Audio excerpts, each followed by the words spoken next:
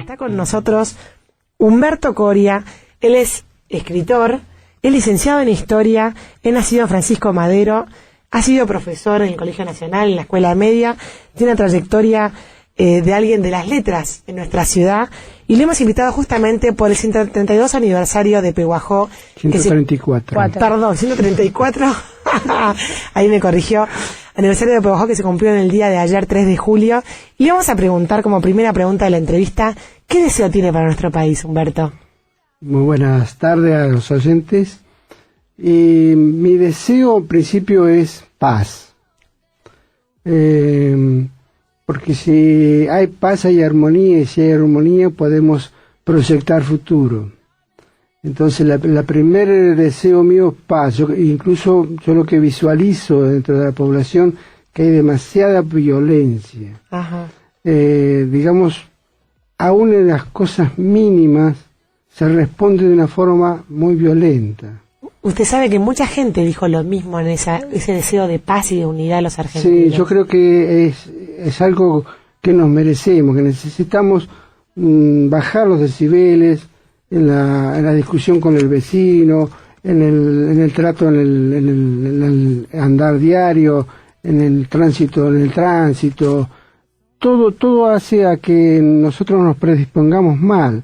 Si salimos enojados, si salimos ya tenso, lo mejor es hacer pequeños relajación antes de salir, ponerse un lápiz en los labios, sonreír, y después salir. Una vez que uno se relaja, salir, decir buenos días al vecino, y entonces predisponerse de otra manera. Creo que ese deseo de paz para mí es lo más importante. Después vienen todas las demás cosas, por supuesto, la economía está mal, tenemos muchas cosas para mejorar y cambiar. Pero si cada uno sale con una sonrisa de su casa, quizás el ambiente... Quizás el ambiente sea diferente, incluso para tratar los temas más engorrosos que tengamos, ¿no? Porque no todos tenemos que estar de acuerdo en todo, pero podemos escuchar al otro, no creer que tenemos toda la verdad, tenemos una parte, a lo mejor ni siquiera la más grande, pero hay que escuchar y hay que tratar de llegar a acuerdos, y de esa forma podemos avanzar como sociedad. Yo lo que veo también en Pehuajó, que es una sociedad sumamente fragmentada, y es fácil darse cuenta. Nosotros somos una ciudad de aproximadamente casi 40.000, 35.000 dado el último censo, casi 40.000 personas. Uh-huh. Y tenemos, no sé la cantidad de clubes de fútbol que hay. Creo que son más de 8, no sé cuántos. Eso muestra una fragmentación, porque hay clubes que están en el barrio, hay 2 clubes, por ejemplo. Podrían funcionar si es uno solo. No es necesario tantos. En otros lugares hay menos. Claro. Eso muestra la fragmentación. Un ejemplo. ¿Cuántas iglesias evangélicas hay? No sé, pero creo que son más de 5. Eso también muestra una fragmentación. Estoy hablando de cosas sencillas, fácil de darse cuenta del grado de fragmentación que tenemos como sociedad. Claro. Incluso entre los mismos que participan de lo mismo, digamos. Claro, ¿no? claro. De la misma actividad o de la misma creencia, cómo están fragmentados. Eso indica también la imposibilidad que tenemos nosotros de tratar de construir hacia adelante. Acuerdos. Otras sociedades avanzan mucho más porque están más arraigados, más firmes en lo que quieren y avanzan. Bueno, Humberto, pensando un poquito en nuestra ciudad, bueno, y ayer que fue su cumpleaños, quisimos hacer una especie como de un pequeño homenaje en este espacio de radio para volver a... Uno cuando reflexiona sobre la identidad, una vez vuelve a las raíces y de ahí saca elementos que definen la identidad, ¿no? Sí. Estábamos hablando fuera del aire, usted me estaba contando justamente de los orígenes de Pehuajó. ¿Este paraje era conocido como Las Mellizas? Este paraje se lo conocía como Las Mellizas, y era donde no había asentamientos de ninguna tribu, ningún aborigen, sino que era lugar de paso. Uh-huh. Como estaban las lagunas, podían beber los animales que transportaran, uh-huh. Pero no había un asentamiento, era lugar de caza, pero no había un asentamiento permanente de nadie. Y cuando se produce la conquista del desierto, algunos la critican, la llaman de otras maneras, pero vamos a seguir con como está oficialmente. Se produce el desplazamiento de los que habitaban aquí, se los lleva hacia los contrafuertes andinos. Aquí queda despoblado y comienzan a venir pobladores. Ya por el 1882 ya había algunos pobladores acá en esta zona. Esto pertenecía al partido de 9 de julio y hubo un grupo que decidió, digamos, hacerlo más organizadamente, que son los famosos 26 pobladores que siempre hablamos, ¿no? Que los que mandaron una carta ahí al intendente y al gobernador y se establecieron aquí. Nació siendo una colonia agrícola y se llamaba Las Mellizas, colonia agrícola Las Mellizas y el pueblo de la Peguajó. Eran 40.000 hectáreas que se subdividió y se le entregó un lote a cada uno de los que estaban como firmantes solicitando la creación del pueblo de la colonia. Cuando tenían, digamos, ciertos requisitos que complementar, como por ejemplo labrar la tierra, producir, pero había varios inconvenientes. Primero que nada, imagínense que no había caminos. Claro. Algo tan sencillo como un camino. Claro, ponete a cosechar trigo, pero ¿y a dónde lo vendí? ¿Dónde lo lleva? Claro. Ponete a criar animales, ¿y qué hace con animales? Todo era engorroso e inconveniente. Peguajó comienza a tener un gran despegue muy fuerte a partir de 1889 cuando llega el ferrocarril. Claro. Antes, digamos, los primeros pobladores lo pasaron bastante mal e incluso estuvieron a punto de perder esas tierras cuando en 1888 el gobernador Máximo Paz reclama el pago y demás y no había nada. Y ahí interviene a quien nosotros siempre honramos, que es don Rafael Hernández, que en ese entonces era senador de la provincia de Buenos Aires. Y intervino en favor de esos pobladores que estaban aquí, logró, digamos, a través de formar una comisión y revisar todos los antecedentes y todas las cosas, normalizar esa tenencia de tierra. Para decirlo de una manera que pueda ser entendido por muchos, sí. En lo que sucede con el Gran Buenos Aires cuando se produce una toma de tierra y luego se normaliza eso a través de una comisión, lo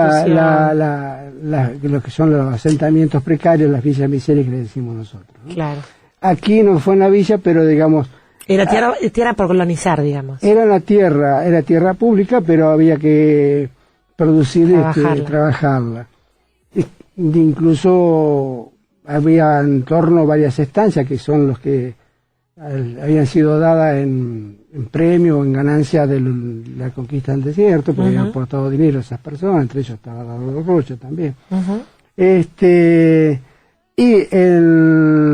Se toma como fecha de fundación de Peguajó el 3 de julio, porque ese día es cuando Dardo Rocha firma el decreto para nombrar a Peguajó como pueblo, ¿no?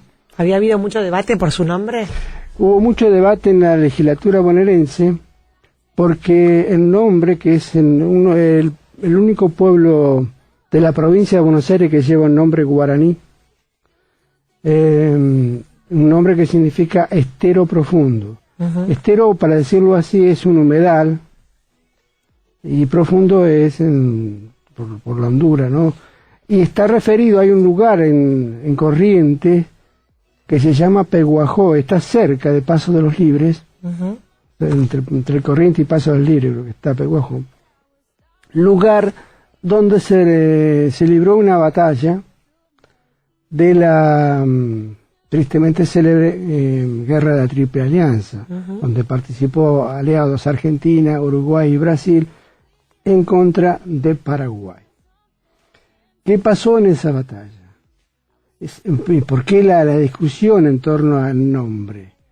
En esa batalla tuvo una actuación heroica Dardo Rocha, como oficial del ejército argentino. Pero fue una batalla perdida. los paraguayos, fue casi al comienzo de la guerra, ¿no? Los paraguayos estaban enfrente, cruzaban con sus canoas y sobre todo lo que hacían era robar animales, eso para alimentarse ellos, ¿no? Uh-huh. Entonces Mitre quiso poner jefe del ejército, el presidente de la Argentina y además el jefe del ejército aliado, quiso poner coto a esa situación, ponerle fin a esas intervenciones que tenían los paraguayos en el suelo correntino. Y ordenó una avanzada que estaba a cargo del coronel Conesa, creo. Alrededor de 500 o 600 hombres que enfrentaron a 80 paraguayos. ¿Qué les pasó? Bueno, perdimos ahí alrededor de 100 argentinos y murieron en el campo de combate, quedaron 2 paraguayos. Una derrota tremenda. Los paraguayos lograron salir con sus canoas y se llevaron 2 vacas. Dejaron 2 muertos y se llevaron 2 vacas en las canoas. Ahora, lo interesante es saber por qué perdieron. Si había, la diferencia numérica era tan grande, tan abismal, e incluso el armamento que tenía el ejército aliado era superior al armamento que tenían los paraguayos. ¿Por qué perdieron? Por una sencilla razón, y la vas a entender si has andado alguna vez en el barro. Los argentinos iban con uniforme y usaban botas. Los paraguayos andaban en pata. Descalzos. Entonces, es lógico que ellos se movieran muy cómodamente en ese terreno pantanoso, a diferencia de los argentinos que quedaban ahí atascados en el barro y no se podían mover. Por eso perdieron esa batalla. O sea, la topografía del lugar les jugó en contra al ejército de la Triple Alianza. Exactamente, ¿no? Pero esa es la anécdota, digamos, y el por qué incluso los que se oponían a ese nombre, no sé cuál sería el nombre que pretendían, pero por lo menos no Peguajó, porque era una batalla perdida. Claro. Entonces, hubo un debate y finalmente triunfó la posición en favor, digamos, de lo que Rocha quería, ¿no? Que se llamara Peguajó este lugar. Porque él había tenido, sí, una actuación destacada, logró salvar varios hombres y demás, y era un poco su deseo.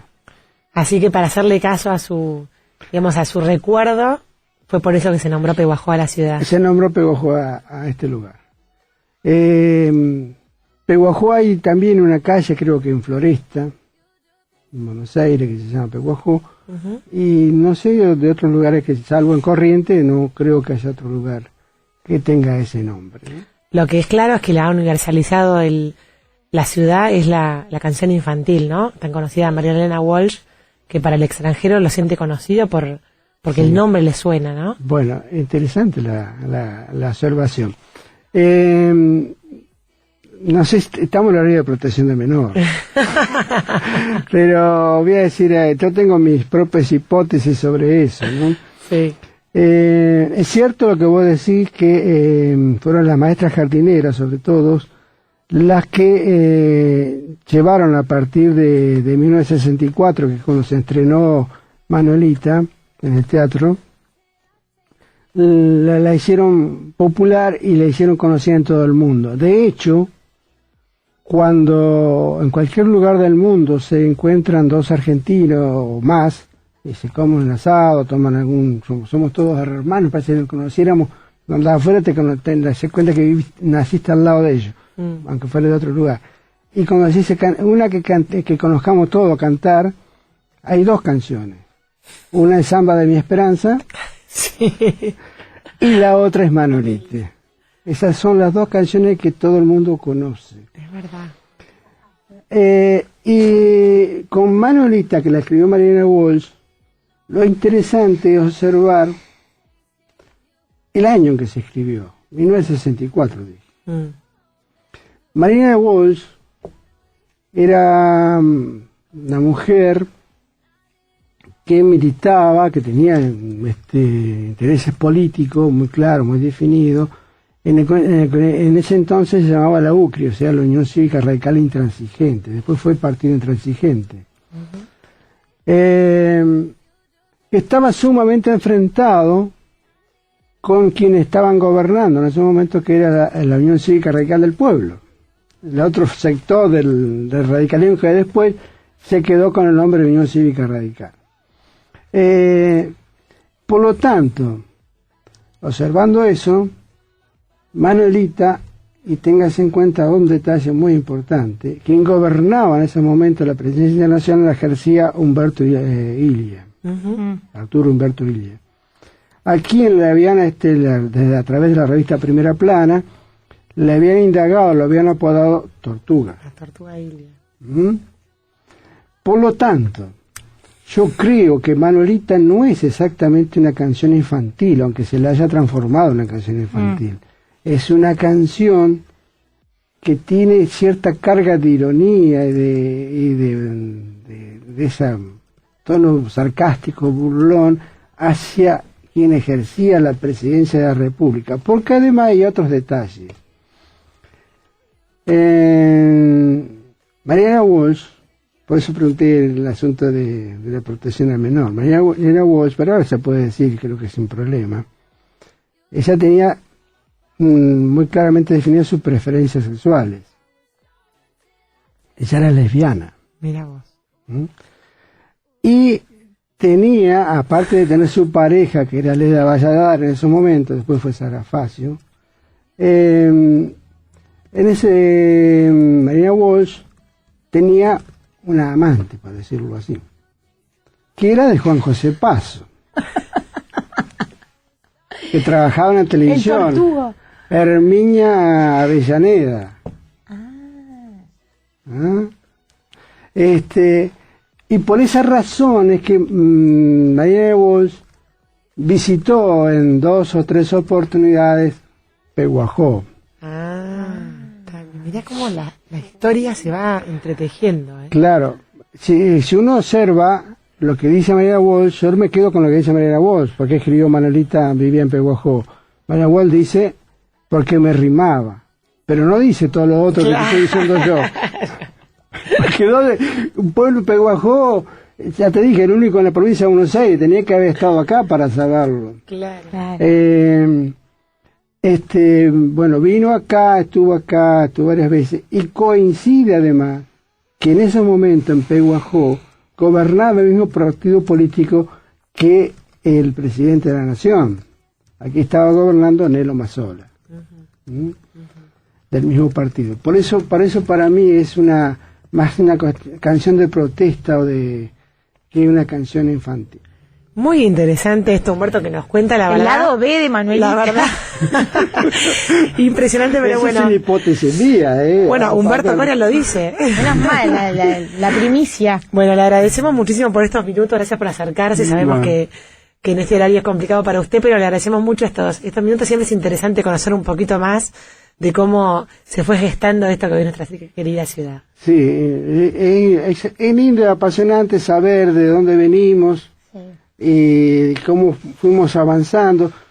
Hay hechos muy marcados a fondo en la población, como es el caso del 2 de abril de 1987, que es la Noche de las Palas.